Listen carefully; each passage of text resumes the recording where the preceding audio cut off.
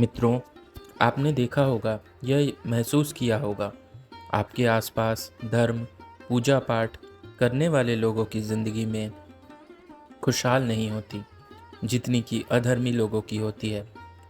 ये सब देखकर आपके मन में भी कभी न कभी यह सवाल ज़रूर उठा होगा कि आखिर अच्छे लोगों के साथ बुरा क्यों होता है। इसका उत्तर श्रीमद् भगवद गीता में भगवान श्री कृष्ण ने दिया है। बता दें कि श्रीमद् भगवद गीता एक ऐसा धर्म ग्रंथ है जिसमें मनुष्य के मन में उठने वाले हर प्रश्न का हल विस्तार से बताया गया है। श्रीमद् भगवद गीता में वर्णित कथा के अनुसार अर्जुन के मन में जब भी कोई दुविधा उत्पन्न होती थी तो वो उसके समाधान के लिए श्री कृष्ण के पास पहुंच जाते थे। ऐसे ही एक दिन अर्जुन भगवान श्री कृष्ण के पास आए और उनसे बोले, हे वासुदेव, मुझे दुविधा ने घेर रखा है और इसका समाधान आप ही बता सकते हैं। तब श्री कृष्ण ने अर्जुन से कहा कि हे धनंजय, अपने मन की दुविधा विस्तार से बताओ, तब मैं तुम्हें उसका हल बताऊंगा। अच्छे लोगों के साथ क्यों होता है बुरा? अर्जुन बोले, हे नारायण, मुझे ये बताइए कि अच्छे लोगों के साथ बुरा क्यों होता है। अर्जुन की बात सुनकर श्री कृष्ण बोले, हे पार्थ, मनुष्य जैसा देखता है या महसूस करता है वैसा कुछ नहीं होता, बल्कि अज्ञानता में वो सच्चाई को नहीं समझ पाता।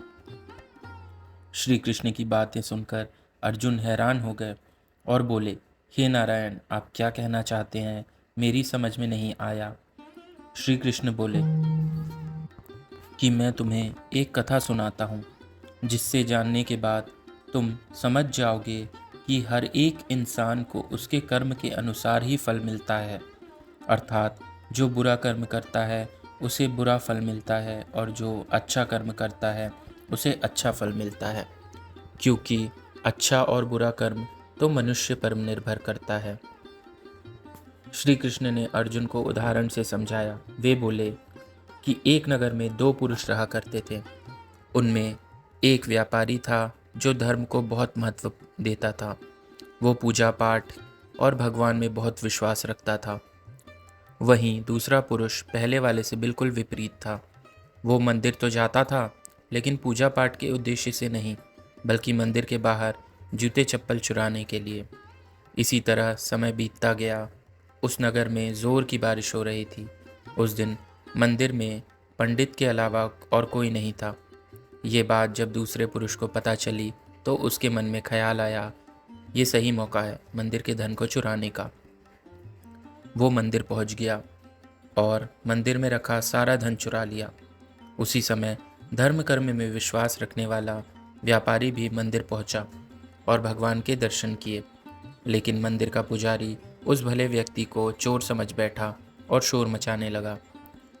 इतने में मंदिर में भीड़ जुट गई और लोग उस व्यापारी को चोर समझ बैठे। व्यापारी बचता हुआ उस मंदिर से तो निकल गया, लेकिन दुर्भाग्य ने उसका साथ नहीं छोड़ा।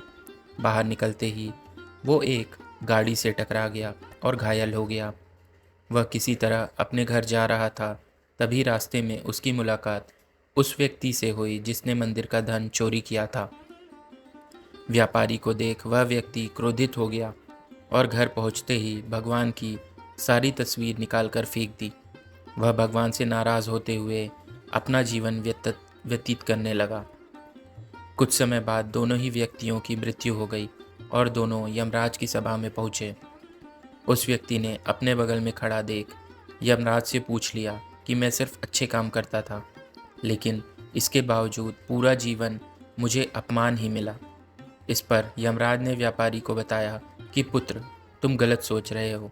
जिस दिन तुम्हें गाड़ी से टक्कर लगी थी उस दिन तुम्हारे जीवन का आखिरी दिन था, लेकिन तुम्हारे अच्छे कर्म की वजह से ही तुम्हारा एक्सीडेंट एक छोटे चोट में परिवर्तित हो गई। और इस व्यक्ति के बारे में जानना चाहते हो तो बता दें कि इसकी किस्मत में राजयोग था। श्री कृष्ण अर्जुन को ये कथा सुनाने के बाद पूछते हैं कि पार्थ, तुम्हें तुम्हारे प्रश्न का उत्तर मिल गया? ऐसा सोचना है कि भगवान किसी के अच्छे कर्म का नज़रअंदाज कर रहे हैं तो ये बिल्कुल गलत है। भगवान हमें किसी रूप में दे रहा है ये समझ में नहीं आता, लेकिन अगर आप अच्छे कर्म करते हैं तो भगवान का आशीर्वाद सदैव आप पर बना रहता है। इस कहानी से ये मालूम पड़ता है कि हमें कभी भी कर्मों को नहीं बदलना चाहिए, क्योंकि अपने कर्म का फल आपको इसी जीवन में मिलता है, बस उसका पता नहीं चलता। तो दोस्तों, यदि आपको यह वीडियो पसंद आया हो तो इस वीडियो को लाइक करें और हमारे चैनल को सब्सक्राइब करें, ताकि हम आपके लिए इसी तरीके की वीडियोस लाते रहें। धन्यवाद और शुभकामनाएं।